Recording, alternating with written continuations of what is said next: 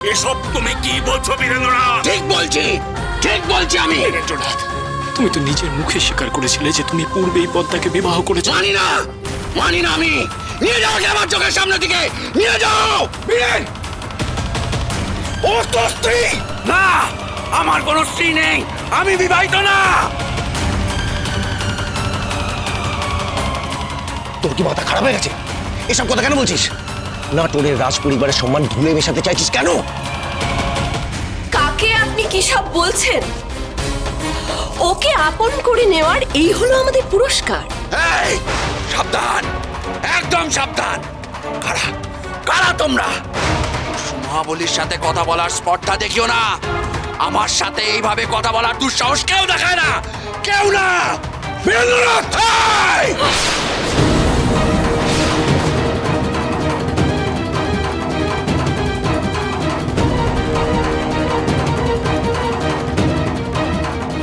বীরেন্দ্রনাথ, কেন তুমি এমন প্রহসন করছো বীরেন্দ্রনাথ? কেন করছো এমন তুমি?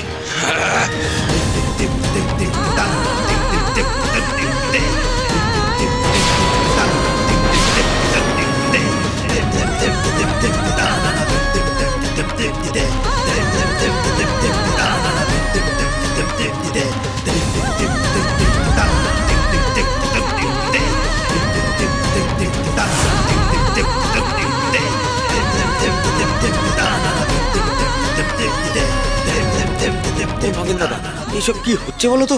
আমি তো কিছু বুঝতে পারছি না রে। কোথায় কুমার বীরেন্দ্রর হঠাৎ করে কি হলো? মাথাটা খারাপ হয়ে গেল নাকি? কোনো ব্যামো ধরলো? এই ভালো এই খারাপ, কি কি বলি বলতো? কি বলেছিলাম আমি? কালাচাঁদ বিবাহ পণ্ড হবে। হলো তো পণ্ড বিবাহ। হলো প্রভু, যা বলেছিলেন তা একেবারে অক্ষরে অক্ষরে মিলে গিয়েছে। এই তো সব শুরু। বীরেন্দ্রর অন্তিম পরিণাম হবে আরো ভয়ঙ্কর।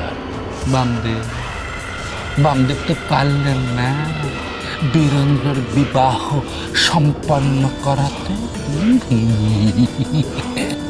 এইভাবে অঘরপতি অঘরেশ্বরের পথের সব কাঁটা সরে সরে সরে সরে সরে সরে যাবে।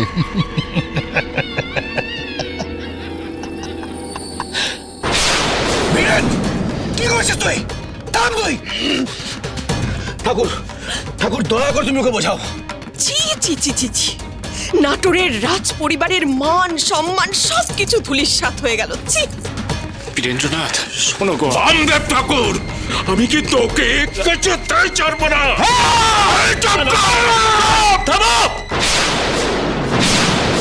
শোনো, মাথা গরম করিস নি, দাঁড়া। বীরেন্দ্রনাথ, শোনো বীরেন্দ্রনাথ, শোনো শোনো, তুমি তো খারাপ মানুষ নও গো। তোমার মধ্যে তো দয়া মায়া মমতা সব রয়েছে। তাহলে তুমি এমন কেন করছো গো? হ্যাঁ, এই দেখো এসো এসো, এই দেখো, এই মেয়েটাকে ভালো করে দেখো বীরেন্দ্রনাথ, কি অবস্থা করেছো তুমি ওর। কাঁদিস না রে মা, কাঁদিস না রে, আমার বড় উপর ভরসা না। ঠাকুর, এরপরও তুমি বলবে আমার ভাগ্য অভিশপ্ত নয়? জানি না আর কি কি লেখা আছে আমার অদৃষ্টে।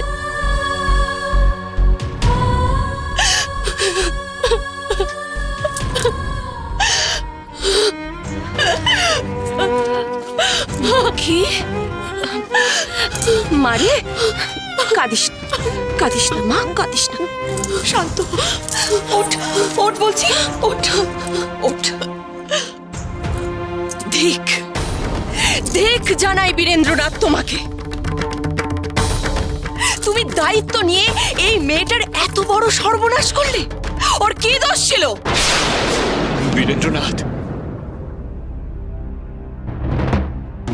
এই পদ্মাই একদিন লগ্নভ্রষ্টা হচ্ছিল বলে তুমি তাকে বিবাহ করেছিলে বীরেন্দ্রনাথ। আর এই পদ্মাই হারিয়ে যাওয়ার পর তুমি তার স্মৃতিচারণ করতে বলে পুনরায় বিবাহ করতে রাজি হওনি বীরেন্দ্রনাথ, মনে পড়ে? সেই তোমার হঠাৎ এমন কি হলো বীরেন্দ্রনাথ? উত্তর দাও। না না, চুপ করে থেকো না বীরেন্দ্রনাথ, উত্তর দাও, উত্তর দাও। এই দেখো বীরেন্দ্রনাথ, আজ এই স্থানে তোমাদের পুনরায় বিবাহ হচ্ছে বীরেন্দ্রনাথ, তোমাদের এই সম্পর্ককে নতুন করে স্বীকৃতি দেওয়ার জন্য। নানান জায়গা থেকে এত মান্যিগণ্যি লোক এসেছে, এত আয়োজন হয়েছে, স্বয়ং মা তারার আশীর্বাদ রয়েছে তোমাদের মাথার উপর। আর সেই বড় মার সামনে তুমি কি করছো বীরেন্দ্রনাথ? কেন করছো? চুপ! একদম চুপ! চুপ চুপ! সারাক্ষণ খালি বক বক বক বক বক বক বক বক বক বক বক বক।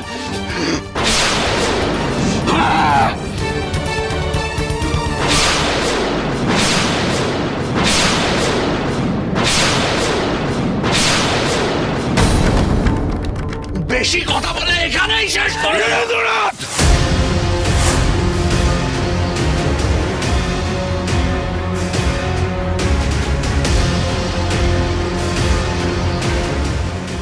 এই, কি বললি? বামদেব ঠাকুরকে মারতে চাস? তুই আমার মেয়ের জীবন নষ্ট করতে চাস? তুইও যদি তোর হোস, আমিও টাকা।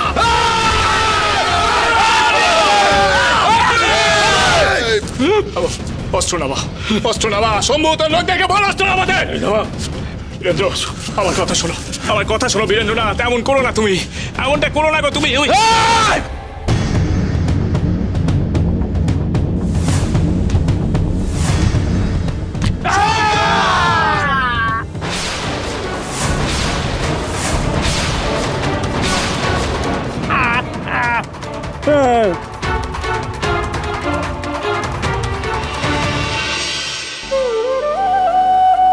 যাক বাবা, অবশেষে বীরেন্দ্রনাথের বিয়ে হচ্ছে।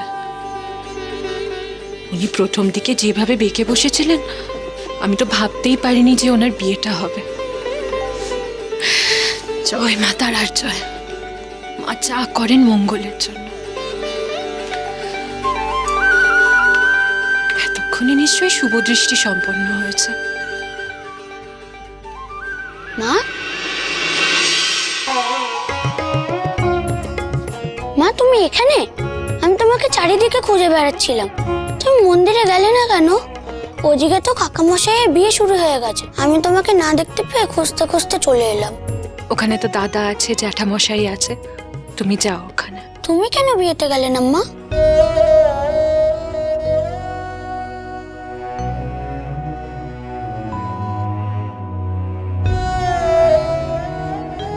আমি যে বিধবা যোগেন্দ্র,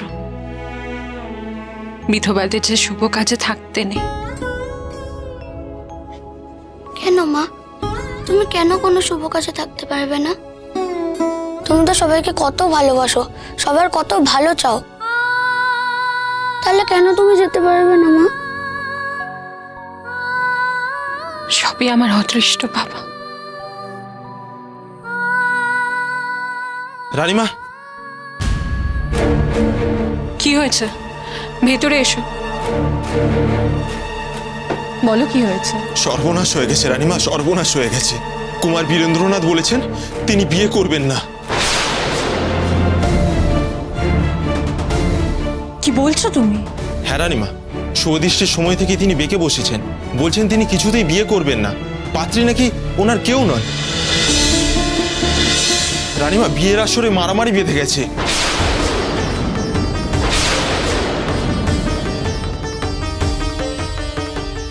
আমি দেখছি, চলো চলো যোগেন্দ্র।